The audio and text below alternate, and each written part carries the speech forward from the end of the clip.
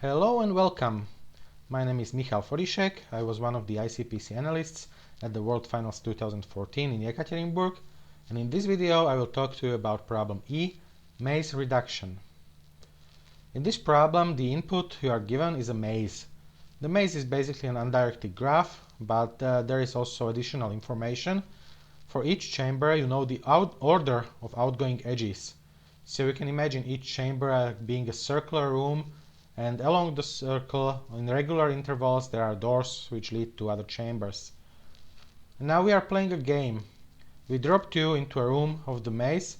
We gave you a map of the entire maze, but we didn't tell you which room you started in. And your task is to tell which room it was.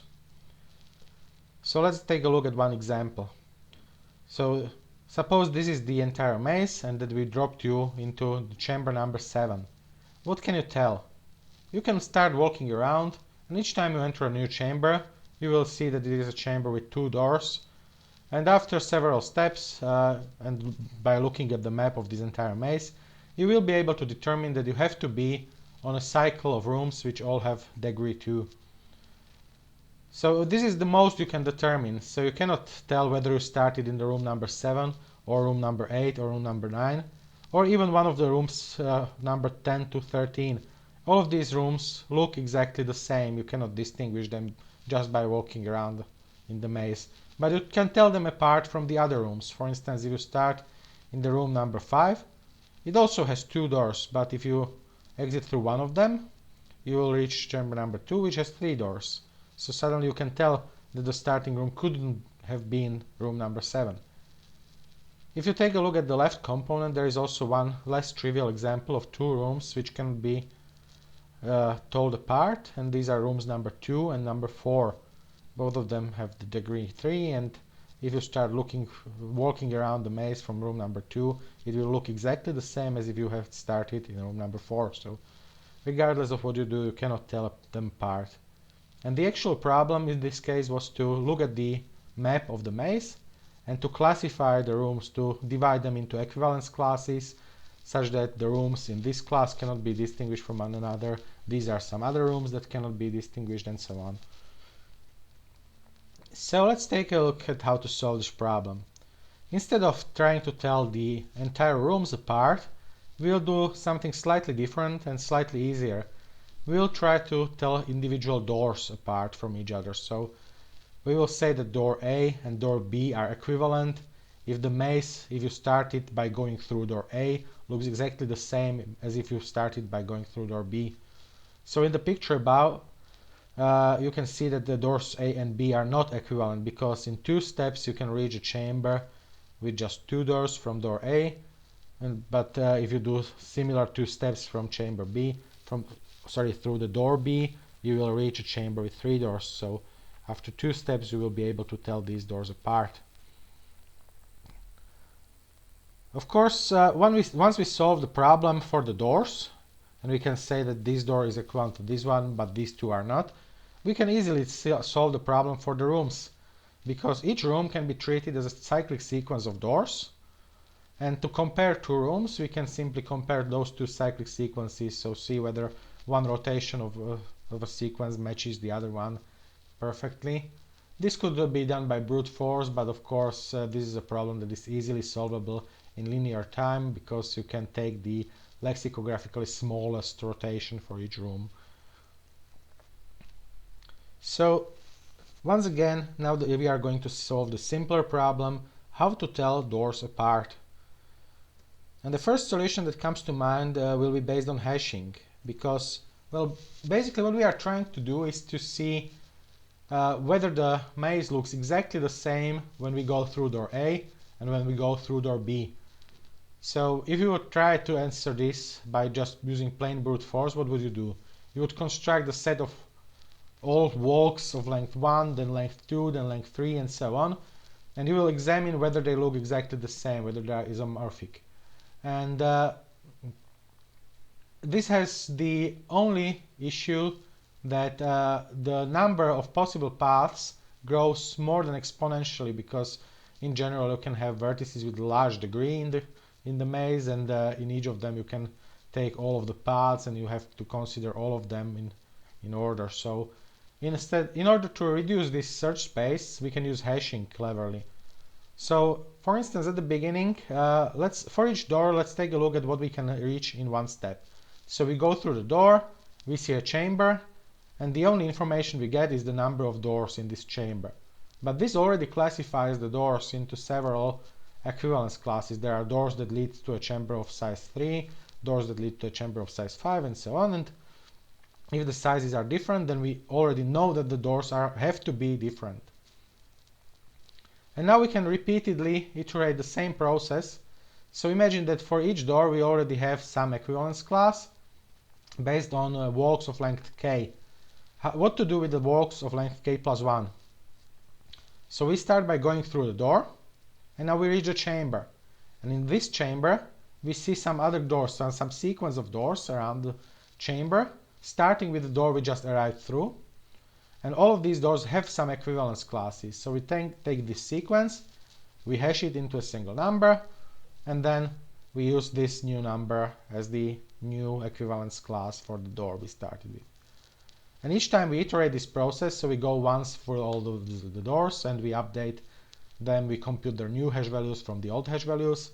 The hash values correspond to walks that are one step longer. So what we can tell is that whenever two doors have a different hash, with very high probability, if they have a different hash, they certainly have to be different. They cannot be equivalent.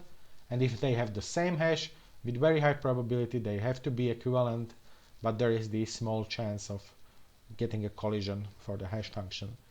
So in practice, this solution would work, but there are two issues. One of them is because of the collisions, this solution is not 100% correct. And the other issue is what depth do we use? When do we stop this iteration? And the answer to the second question is, in a practical programming contest, you stop when the time limit forces you to stop. So you make a reasonable guess at how many iterations you can fit into the time limit. You do those, and you try to come up with a good hashing function, and very likely the solution will actually pass. But there is also another way at looking at this same approach that can be implemented in guaranteed polynomial time, and you can be certain that the solution will pass. So let's take a look at it now. It turns out that this problem is related to a famous theoretical computer science problem, which is the minimization of a deterministic finite automaton. And we are doing basically the same thing when we are trying to recognize the various equivalence classes for doors. So we will be doing more or less the same thing as in the hashing-based solution, but now we will be more clever about it. So once again, we are doing the same thing. Our ultimate goal is to divide the doors into equivalence classes. These two doors look the same when we walk through them, and these two doors are certainly different.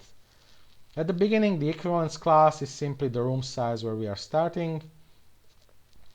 And now the iteration process will look as follows.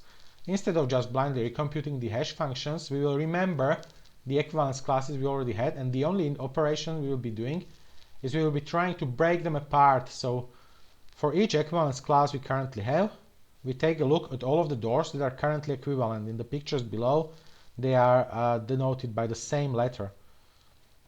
So let's look at the doors with the letter A in the middle room of the left picture.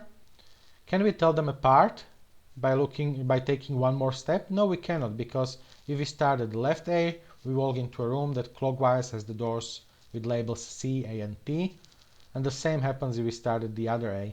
So these two A's will still remain equivalent, but in the right picture, the doors with the letter B will stop being equivalent, because for one of them we will discover the sequence GDO, and for the other one we will discover the sequence DGO.